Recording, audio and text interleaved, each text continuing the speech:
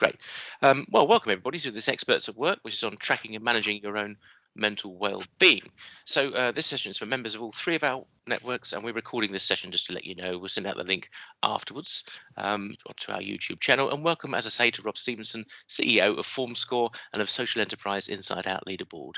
Rob's a TEDx speaker with a mission of smashing the stigma of mental ill health in the workplace, something I think all network members could get behind. So I'm very grateful to People Director Partnership member Tali Shlomo for recommending Rob. Send us questions and suggestions via chat throughout. Rob tells me he loves a bit of interaction, so hit the chat when he can, and we'll either keep those questions for later, or if it's appropriate, we'll just wave at Rob and see what he thinks about your points as we go along. We will have Q&A in the last 50 minutes or so. Half finish at 11:45. So pop yourselves on mute for now if you haven't already. And Rob, the floor is yours, and thank you. Thank you so much, Richard, and good morning, everyone. Really good to be here. So I'm a mental health campaigner. My name is Rob Stevenson, and I'm passionate, and I'm on a mission about helping inspire the creation of mentally healthier workplaces. And that's workplaces where people can put their hand up and say, I'm struggling with mental ill health. If they are struggling, and we will all struggle from time to time, particularly as a result of the pandemic. But I think also workplaces where people feel equipped, empowered, and have permission to prioritize their well-being and really try to move up towards that thriving end of the mental health continuum more often. So I'm going to talk for 20 to 30 minutes. I'll share a bit of my story, a bit of my work. But I think the theme about this is also around you and putting your own oxygen mask on first. The HR community, I think, has been doing an amazing job collectively to look after our employees through very challenging and difficult times. And I think sometimes we can be the last to care for ourselves as we're caring for others. So treat this as a bit of time for you and a bit of a reminder to do exactly that and put your oxygen mask on first. So I'm going to share a screen, share a presentation, and I'm going to start in a second with a question. So tracking and managing our own mental well-being. I'm just going to move Richard up so I can see you there. So it looks like I'm presenting to somebody. So first of all, a question. And that question is, how are you? How are you today? And it's a question that we're asked 10, 20, 30 times a day. And we very rarely answer this question honestly and authentically. We say, I'm good, I'm fine, I'm okay. And we kind of walk on. It's a bit of a ritual. So I'm going to try and help us answer this question by sharing, first of all, how I am today. And I'm a 6 out of 10. I'm an average form. My mental form is 6 out of 10 today. And this is the concept of the FormScore, which I'll tell you a bit about in a second.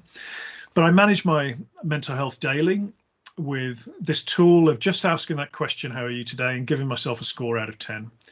And these are the questions that I ask myself, and I'd invite you in a very kind of light and curious way to reflect on these yourself. So how motivated are you? I'm feeling really motivated and up for presenting to you today. My energy levels are pretty good, despite actually having pretty poor sleep yesterday. I'm experiencing long COVID, which does affect my energy, and it affects my breathing at times, which can impact my sleep. Despite that, tasks and decisions feel okay to me.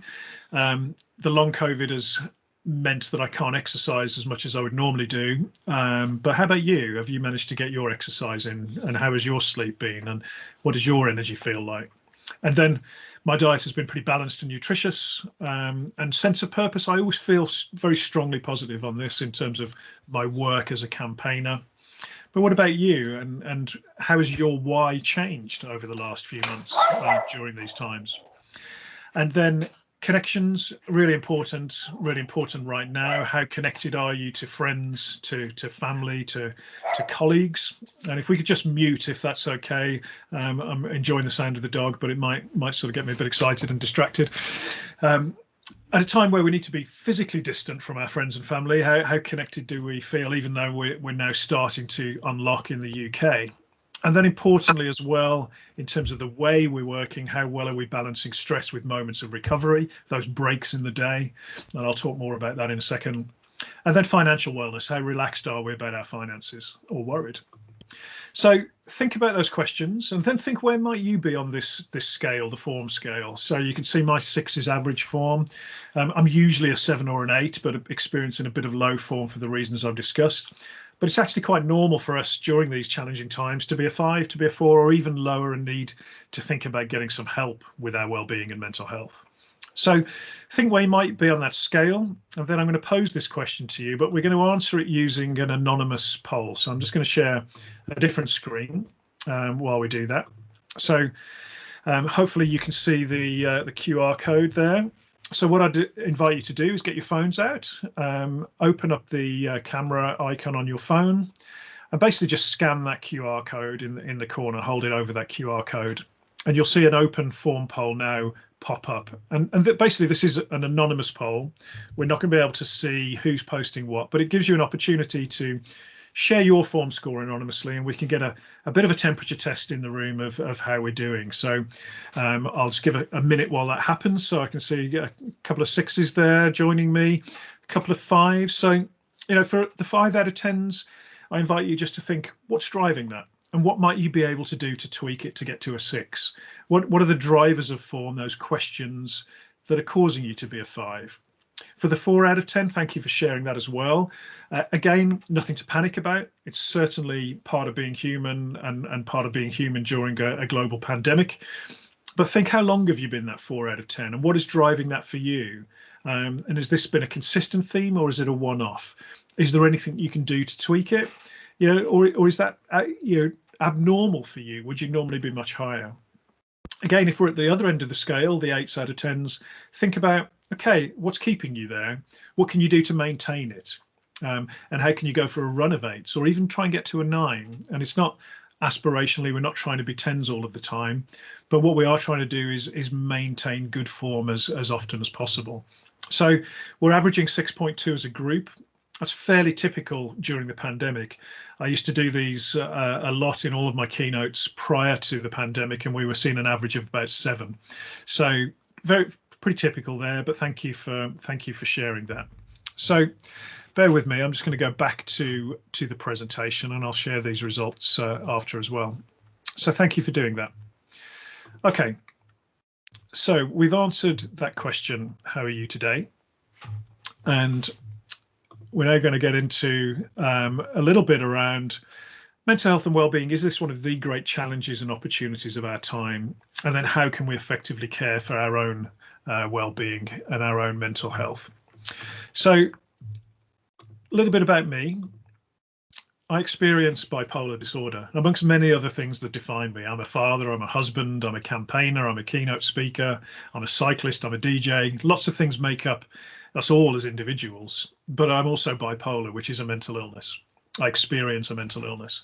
And that goes from, on one hand, deep, dark depression, where I cannot get out of bed and do my job, look after my children, also through to periods of hypomania, where I can take risks, I can make bad decisions, I can seek out risks. But on this continuum that I operate on, I also experience periods of joy, periods of drive, periods of creativity, and ability to challenge the status quo. And I think it's really important to recognize the strengths of our mental differences as well as the challenges. Now, if I had a bit more time, I'd tell you some stories, some of them tragically comic, about what it's like to come to terms with this condition. But I was diagnosed when I was 30. I'm 49 now. And post my diagnosis, with the love of close friends and family around me, I learned to manage my condition with therapy and medication, but also by prioritizing my own well-being and learning what works for me: sleep, exercise, connections in particular. But I did so under the radar because of the stigma of mental ill health, the fear of how I'd be perceived by friends, by colleagues, by clients in the business that I used to own. And in 2017, we saw the world open up a little bit. Prince Harry shared his story of seeing a therapist. And I thought, why am I hiding this? Why am I putting physiotherapy in my diary every time I see a therapist? Richard, my team must have thought I have the worst physiotherapist in the history of physiotherapy that cannot fix this back injury. And I doing this weekly. So I decided to share my story, which I did in a fairly awkward Facebook post. But the reaction to that post changed my life and direction, because not only were I getting people checking in with me to see if I was okay, I was getting a huge number of people from my immediate network sharing their stories of mental illness back, friends, family members, business contacts, because I'd created that safe space of being able to say it is okay to talk about mental illness. And this motivated me to really get involved in the movement to end stigma, because I really understood how many people are suffering or experiencing in silence. And I kept hearing a similar message. We do not have enough senior business leaders, workplace leaders, who are open about their challenges of mental ill health and acting as role models. We've got Ruby Wax, Stephen Fry, Alistair Campbell, and now some princes, a few sports professionals, but not enough business leaders. So I founded InsideOut, which is a not-for-profit social enterprise, and went on a mission of finding role models who experience mental illness, CEOs, managing directors, partners in the professions, across a whole range of industries, including the Commissioner of the London Fire Brigade at the time, heads of health and safety, heads of HR, group head of internal audit at Tesco, a whole range of different professionals with the common theme of having a mental illness and prepared to be open about it, with a view to smashing the stigma and normalising the conversation. And then last year we started again, and then from a standing start published with 68 new role models. So we've got 110 role models with lived experience, and we started recognising some allies as well. So you might recognise Lena Nair there from Unilever, who's done a lot of great work on the agenda, John Flint, the previous CEO of HSBC, but another wonderful cohort of HR directors, managing directors, partners, CEOs, again, all putting their name to this LeaderBoard to say it's okay to talk about mental ill health. So that's one thing that I do very quickly. This is not a sales pitch. I'd just like to share the other big part of what I do, which is FormScore. You've seen the FormScore concept. Basically, we've got an app that allows people to share their form scores with others, log their own form scores, and build up that self-awareness and build up the insights into what is driving it. And then connect with friends, with family, with trusted colleagues to know when somebody might need some support, and be able to then know when to check in with someone. Again, not as a therapist, not as a professional, because we're not qualified for that, but as a human being. And so we've been building up a loyal user base of people that are becoming more intentional about their well-being. In the workplace, we can create teams where we can aggregate these scores up anonymously and aggregate the insights up anonymously. And what we're finding is this can really help the HR and the well-being professional know, for a particular part of an organization, where to direct the well-being efforts, whether it's sleep or stress management or work-life balance. All of these insights we can start to aggregate. And then we're about to we built it, a real-time dashboard that can give you a real-time measure of organizational well-being that we can cut up by team, by geography, if we've got enough people using the app. So that's the FormScore operation. And all of what I do is around trying to just change the narrative on mental health. We say mental health and we often think of this, images of suffering, of people with their head in their hands, of depression, of anxiety. Whereas if we were to think of physical health, we would think of healthy people, we'd think of fit people, we'd think of vibrancy, probably people outside in the sun, not this black and white image of suffering and illness. So mental health has a brand problem. Mental health, we immediately think of illness. And this can often prevent us from really engaging with our own mental health because of the stigma and the fact that we see it as binary, well or ill. And actually, the most important statistic in my mind around mental health is 1 in 1. We all have it. It is one of the most beautiful and vibrant things about being human, and the most complex. And I think if the pandemic has shown us anything, it is that we will all struggle with our mental health or our mental well-being from time to time, whether it is the pleasures of homeschooling and the stress that came, whether it is being isolated from friends and family, whether it is the anxiety of the virus itself, whether it's concerns about the economy, or whether it is the fact that we've had to push ourselves to support others, employees and other contacts. My hope is that this creates a greater level of empathy for those that struggle more regularly. And this carries on beyond the pandemic to a more human world and a more human workplace. But we will see. So we all exist. If we have mental health, we can accept them that we exist on this continuum. So like our physical health and our physical fitness, our mental health is not fixed. So we might be a 4 out of 10 today. That doesn't mean that we won't be a 5 or a 6 or a 7 out of 10 tomorrow, depending on our choices and what's happening in our life. Similarly, if we're an 8 out of 10, we might be a 7 tomorrow. So for me, this is really empowering, because actually it then starts to bring the idea forward that we can influence where we are on that continuum. And our choices and lifestyle and the way that we balance our life can move us more towards thriving more of the time.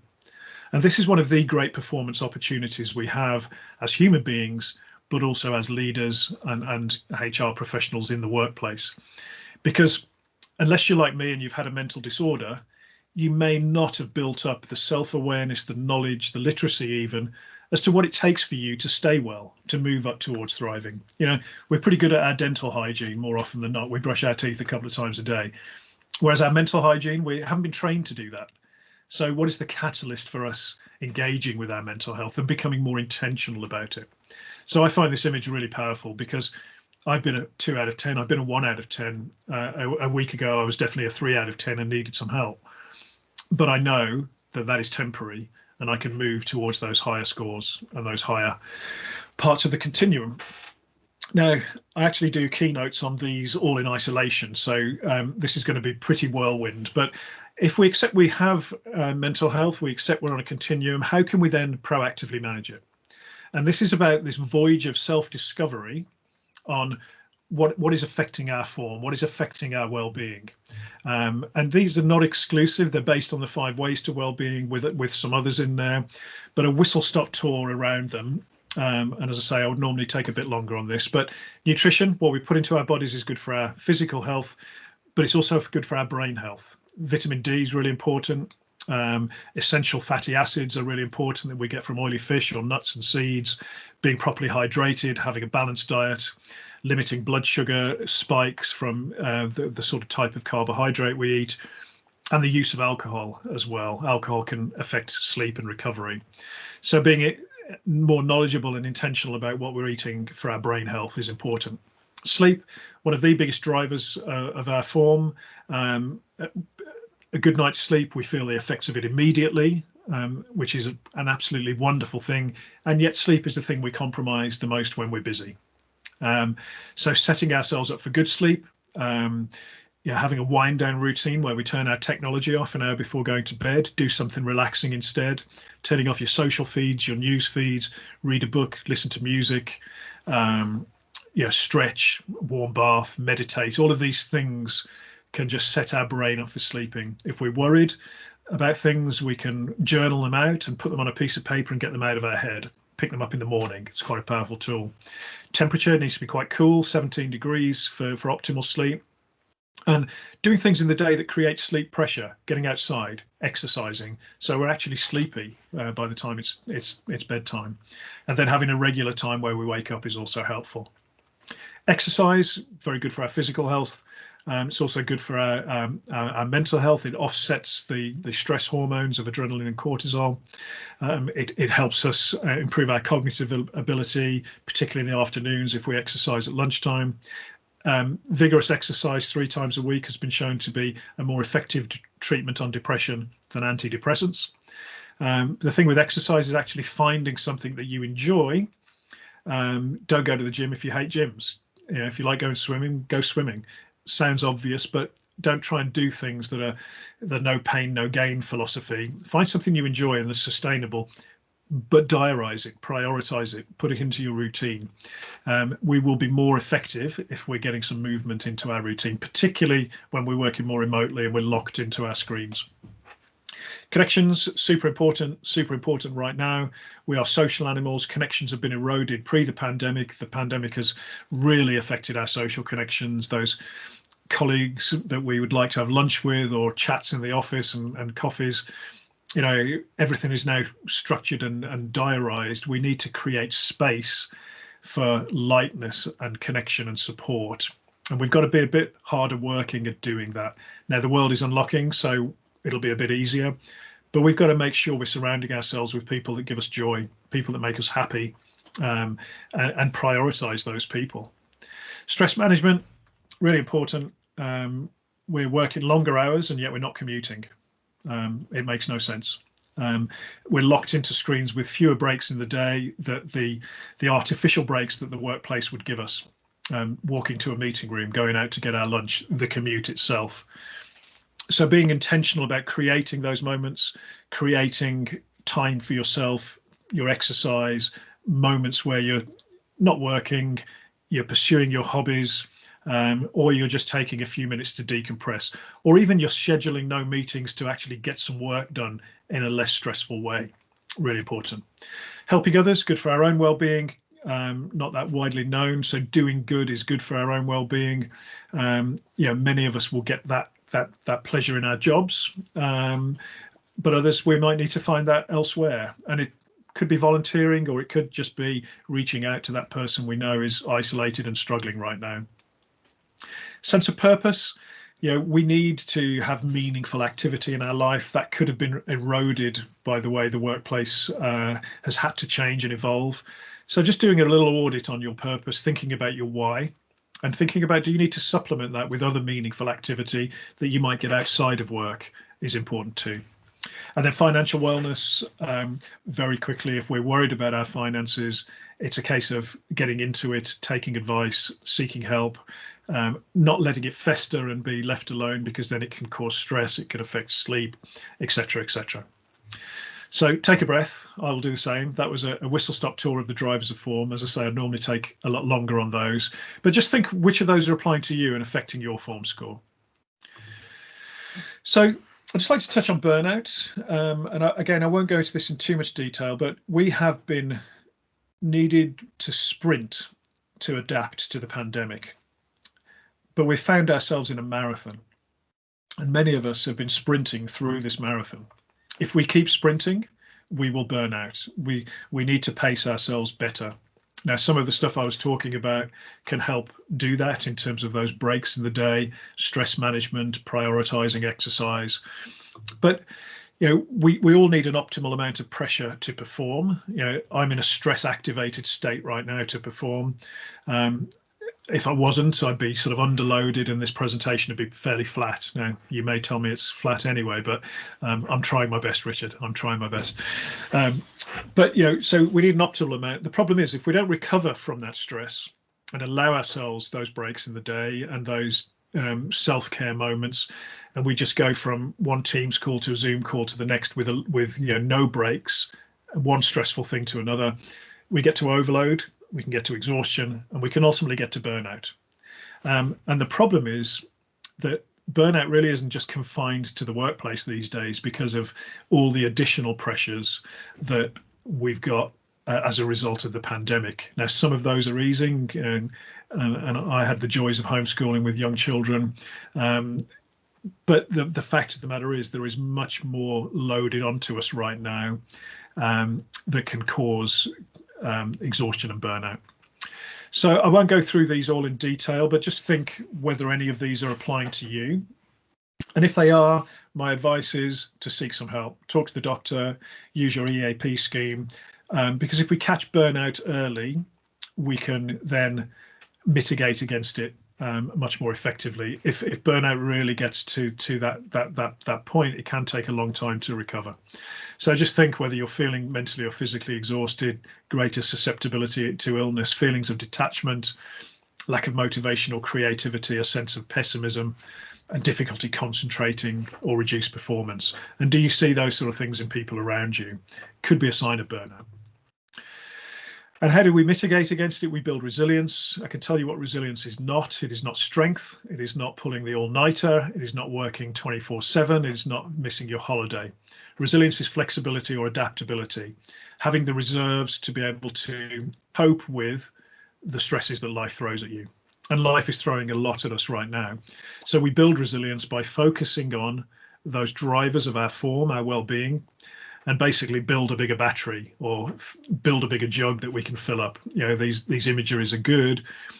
We tend to drain our batteries all of the time with not as much time spent recharging and putting more into the tank. But if we can build resilience by really being intentional about our well-being, we can actually build more reserves that when we need to tap into them, they're there. If they're not, that's where the exhaustion kicks in. So the presentation has mainly been focused around you, and I invite you to keep thinking about how it all applies to you. I won't go into detail on this, but from a workplace perspective, what does an integrated strategy look like? For me, it's got elements of awareness, support and prevention around mental health and well-being, which would include an educational program around those drivers of form to help people understand on an ongoing basis what might be relevant for them and how they could influence it and how they could tweak it. All of this is underpinned by culture. Leadership has a really important role to play in culture, because when our leaders either speak out about their own challenges, as they do on the InsideOut LeaderBoard, or get behind the agenda and say mental health and well-being is a strategic priority of this organization, that sets the culture that can really help facilitate change quickly and allow people to get the support when they need, to feel psychologically safe in saying I'm struggling, and focus on staying well, promotion of positive health or prevention. So look, I think we're all wellbeing experts here. So what I'd invite you to do in the chat is just share, if you're open to it, as what's your one top tip for managing your own wellbeing? What works really well for you? And because we can learn a lot from our peers. You know, for me, it's exercise, it's sleep, making sure I prioritize sleep and get good sleep. You know, for you, it could be gardening, it could be yoga, it could be, you know, scheduling time to spend with your children. What are you happy to share about, just while I conclude here before we get to the Q&A? So I'd invite you to put that in the chat. I can't actually see the chat, so I'll try and comment on it in a little bit. My daughter pulled this out of a school bag not that long ago. She will help someone with mental illness by being kind. Kindness and self-kindness is a great strategy in terms of staying well. So that was hers. And then, so my call to action really, following this, can you think of something you can do based on what you've heard to make a personal investment in your own well-being, to contribute to putting on your own oxygen mask first, because that will enable you to be a more effective HR professional and supporting others through difficult times. At an organizational level, can we make mental health and well-being a strategic priority? I've seen some research that was released this week that 40% of organizations feel that it is not at the moment, which I find quite staggering. If not, why not? Can you use that "how are you today" to check in with colleagues, check in with people you care about? You know, the score out of 10 is quite a helpful way of doing that. The FormScore app is one way, but just using that score out of 10 can be a non-threatening way of answering that question and sharing information. And can you role model healthy behaviors? Can you talk about the good sleep you've got? Can you talk about getting your exercise in? Because actually that's infectious and people around us will follow suit. So very briefly, before we get into Q&A, some advice from my daughter, who's a bit of a mental health warrior herself. This is Gabby, age 6, so it was a few years ago. And I asked her, how do you look after your mental health? And she put a little L above the M. She's more concerned about the health of our lentils, Richard, our lentil health. So first of all, she said no accidents or think a lot. And she drew a little healthy brain. And thinking isn't always the right answer if you're experiencing anxiety, but they were good literal answers from a 6-year-old. So then I said, okay, how do we, if you woke up one day and you weren't feeling yourself and you were struggling with your own mental health and you were feeling sad and you didn't want to play, what would you do? And she said, I would find someone who I love and I would tell them. I would talk. Find someone who you love and tell them. Talk. And I think more relevant for the workplace, I then said, if you went to school one day and you saw a friend sitting off to the side, not acting themselves, looking sad, looking reserved, not playing, what would you do? And she looked at me like I was an idiot. She said, Daddy, I would go over and I would see if they're okay. I would ask if they're okay. And I think as we move to the remote and hybrid working models, being able to check in with ourselves and our colleagues and ask if they're okay is really important. And we will all struggle from time to time. So finding someone we love or trust and talking is the start of the process to recovery. So thank you so much for listening to my whistle-stop tour. Apologies if I was going a bit quickly at times. That's my LinkedIn code. Again, feel free to scan that and do link in with me or Rob Stevenson with a PH on LinkedIn.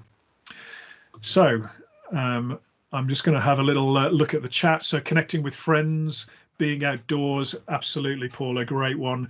The theme of Mental Health Awareness Week is nature and the environment. So getting outside is fantastic. Exercise, walking the dog, dancing, Colette. I miss dancing so much. Can't wait to get back into a nightclub. And I'm 49. I don't drink, but I want to dance. Walking dogs in the countryside, yoga and horse riding, meditation, kindness, fantastic. Music, really powerful. Running and yoga, gardening. Daylight, yeah, brilliant. Getting out into daylight, it's really important. Dog walking's a favorite one. Exercise and fresh air. So these are great, so just try and think, pick up those and, use those and bring them into your own kind of routine as well. So thank you, Richard. Thanks, Rob. Lovely. That was great. That was great. It was perfectly paced. It wasn't a whistle stop at all, and certainly not flat. And I'm loving the points in the chat. I just wanted to pick up Carrie's running. Nothing better than literally running away from the laptop there. Very nice. Very good. Raise your hand and let's hear your thoughts, questions and suggestions for Rob. Just a reminder, we are recording this session. If you prefer us not to, because there's a question you want to ask, then you just let us know. We'll just stop it. So the floor's yours. Let us know what you'd like to ask Rob. Hey, Julia. Julia. Sorry, am I off mute? Yeah. That's one thing we won't miss, isn't it? You're on mute. That gets your mental health going already. So one of my questions is around encouraging people to not just ask that how you're doing, and especially when, to your point, our energy is depleted. So how do we encourage our managers? What can they say to kind of evoke a conversation rather than just how you're doing? Because that's almost it invites a closed response. Yeah. Yeah, it's a really good question. So for me, I think there's a couple of things on this. One, if managers are comfortable doing this, first of all, sharing how they're doing with a team member or a team is really helpful, because that creates the safe space. So if a manager has shown a bit of vulnerability and said, I'm generally on good form, I might be a 7 out of 10, but I'm struggling with the workload at the moment and struggling to balance it. You've opened up the door then for people to be able to be authentic and honest. So I think that role modeling of sharing is helpful. I think we need to sometimes ask the question twice. I like to say, how are you today? Today gives a bit of a different emphasis, but no, how are you really today? And sometimes you can say, I think, because you're not looking yourself. So I'm really keen to know how you're doing. But I think for me, the stigma of mental ill health can prevent us from answering that question honestly, and the stiff upper lip of being British, we don't answer that very well either. For me, the FormScore is a great way of having a new language that's non-threatening. So it's a lot easier to say I'm a 4 out of 10 than it is to say I'm feeling really anxious right now, if you're uncomfortable saying that. But for me, it's around creating that safe space, and if we can be vulnerable, that always helps create that space. Good question. Thank you. Paula? Thanks, Julia. Yeah, Paula, thanks. Thanks, Rob. Great presentation. I'm wondering whether you're seeing something that we're seeing. We're seeing a correlation between the lack of holidays. In the last year, I think people did take time off. I think there was lots of conversations about whether it was genuinely a holiday, or I think there's lots of discussion about whether a staycation is really a holiday. I think there's it open to interpretation, particularly I think with our less experienced members of our teams. I think where they were in 1-bedroom flat shares, they typically go away with friends and family, and they couldn't do that. So actually their ability to switch off was really difficult, I think. So we're seeing, I think, I wonder whether it's a correlation between not being able to have that proper time to switch off and almost being on and available all the time because your laptop's in your kitchen or at the end of your bed or whatever, and the rise in mental health. Or maybe it's always been there and people have been more open to talk about it, which is a good thing in itself. But I wonder whether, have you seen the same? Yeah, so I think definitely we've seen people not taking those holidays and not taking those breaks. And I think there's also been an underlying drive to kind of prove that they're working as well, whilst we're not in the office. And I think that's one other thing that needs to be countered. There's definitely been people who haven't taken holidays because they can't go anywhere and it doesn't feel like a holiday. And I think there's a bit of education to do around the benefits of switching off, even if it is just reading a book or pursuing other things. Now, it will be easier now that we can do more stuff in the UK. I think we're probably still a little ways away from going abroad for our holidays. I think you make another good point around those that might have a difficult home working setup. And again, there's some good stuff we can do there about rituals of ending the working day. Even if you're working in your bedroom and your laptop is there, shutting your laptop, actually closing it down, putting it away so it's not visible is important. Closing the door. There's little things that we can do to help with that. But I've seen organisations that have enforced holiday. I've seen organisations that have given people wellbeing days where the whole business has been off. Again, subject to them being able to do it, of course. That takes away that kind of guilt of not being there. I've seen that done in a big insurance business to good effect. So I think we need to be letting people know that it's expected that they'll take their holiday. We need to educate them as to the why, and as leaders we need to be role modeling that we're doing that as well, and switching off during that time. Great, thanks. Thanks, Paula. Before somebody else comes in, and please do say, I just wanted to ask you about, nobody on this call will have a CEO like this, but let's pretend there's a CEO who is, or other leader who is reticent about talking about mental health. How would you open that conversation up, knowing that actually it could be a challenging one, that it's to start that conversation? What's a good starter, Rob? Well, I think if we have got a CEO that really isn't bought into the moral obligation of creating a psychologically safe workplace, there's also the business case, and Deloitte did some analytics on the cost of mental ill health in the workplace. The biggest cost they estimated pre the pandemic of the 45 billion upper end costing UK employers is presenteeism. It's people underperforming because of suboptimal mental health, or being more down that continuum, not thriving as much. So for me, there's a big productivity opportunity of investing in mental well-being. And again, we need more data on this, but the expectation is that the return on investment of these interventions will be between 5 and 8 to 1. So for the CEO that is not really bought in as it being the right thing to do, and most CEOs would think it is the right thing to do, there's also the business case as to why we should be investing.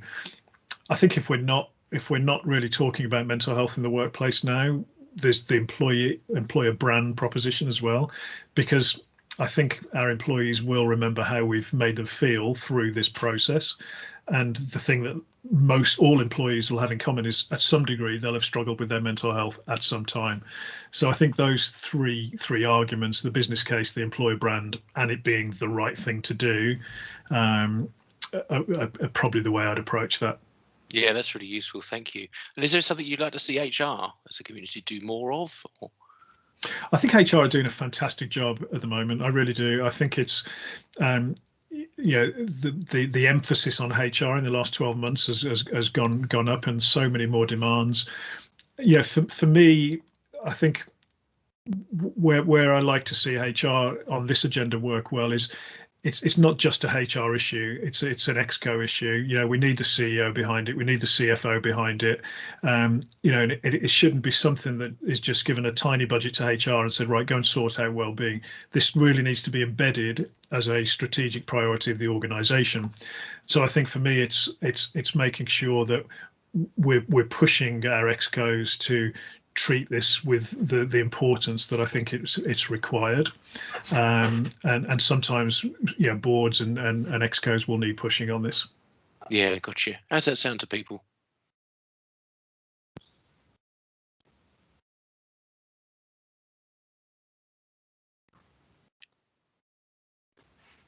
Nancy.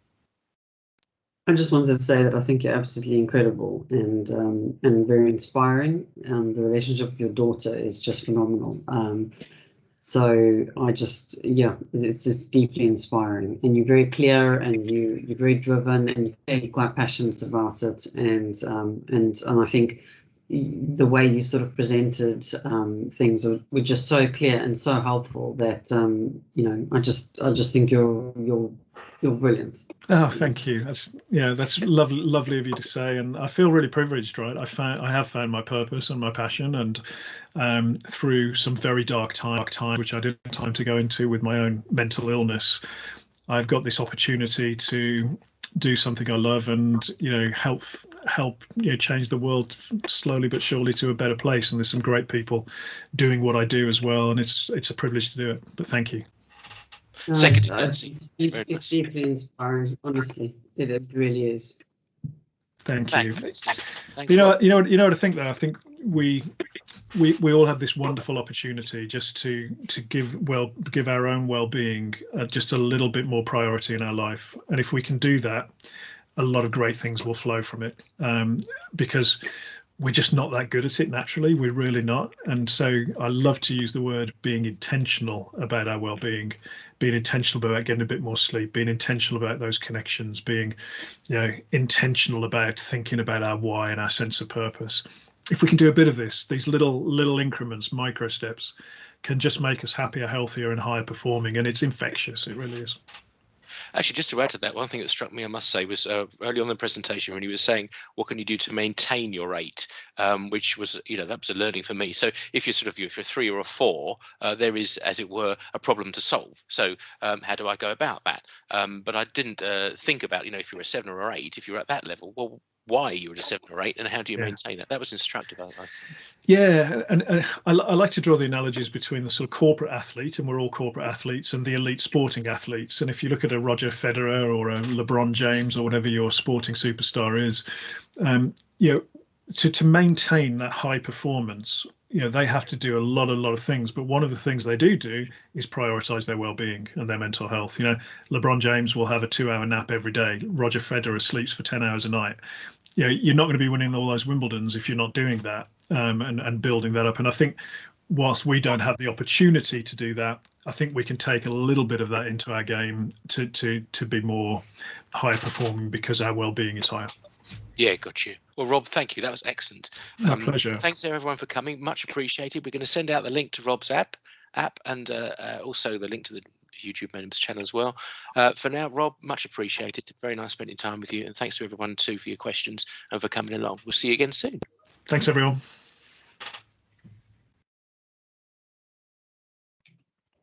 Oh damn, and thanks to Gabby. That's what I meant to say. I'll pass that on. Yeah, do. I wanted to say top wisdom and great mental health as well. Oh, that's annoying. I meant to say that. Sorry, that was great. We might have 1 or 2 people staying on with an extra question, by the way. If so, please do say. That's absolutely fine if that's the case.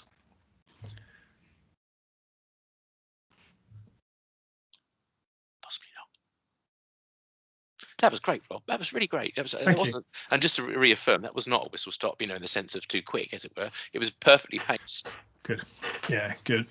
Yeah, no, it's I wanted to kind of convey quite a bit, with a longer amount of time, I could just relax and do a deeper dive into some of those things. But I think it hopefully gave people a few thinking points and a few further inspiration to explore a bit further. Yeah, very much so. And what we'd like to do, as long as you're all right with this, is send the slides out to everyone, by which I mean the 200 plus, so we can send the link to your app and the slides. Then people can get in touch and so on. Yeah. So what I'll do is I'll put the results of the poll in the slides for you, so that'll be quite a nice thing to have in there, and then send you a PDF of the slides. Thanks very much. That's great. And the link as well to the app. I'll make sure I find that. Fabulous. Brilliant. Absolute pleasure working with you. Much appreciated. Yeah, likewise. It's been good to get to know you, and I'm sure we'll do some more stuff in the future. I love that. Perhaps face to face. You never know. Good luck next week. Hope it goes really well. Yeah, thank you, man. Thanks for having me. Cheers, Richard. Pleasure. Bye-bye.